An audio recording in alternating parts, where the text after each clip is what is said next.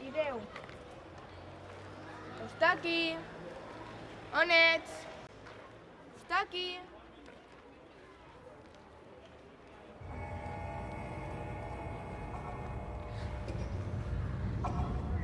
T'he trobat!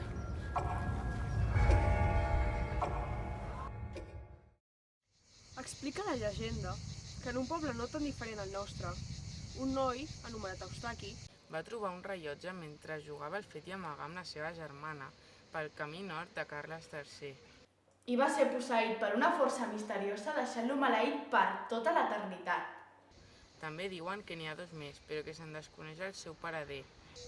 i que, cada 50 anys, Eustaqui torna per alimentar-se de les ànimes de les seves víctimes. En sèrio us creieu que aquesta història és certa? Tot el que he explicat és real?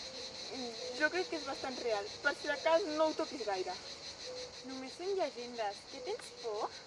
Bueno, totes les llegendes tenen alguna veritat. Ai, pareu ja, que m'esteu espantant. I què més hem de fer? Canviar l'hora de 6 o què? Bueno, segons el meu avi, sí. No, Provem-ho. no ho toquis. Va, que no passarà res. Però què dius, si això és una tonteria? No et riguis, no saps si pot ser veritat. Mira. El meu avi em va donar aquest rellotge. Ell diu que està maleït, però mira. El toques i no passa res. Perquè fins les 6 el rellotge no fa efecte. Però què fas? No ho canvis! Sí, clar, això és una tonteria. Només és una història absurda. Pues a mi em fa tanta gràcia, podria ser real. Sí. Dona. Veus? No passa res. Marina, no em facis riure. Veieu que no era cert? Tranquil·la, que sabeu que és una broma. Anna, va, Anna, Anna, tio. no té gràcia.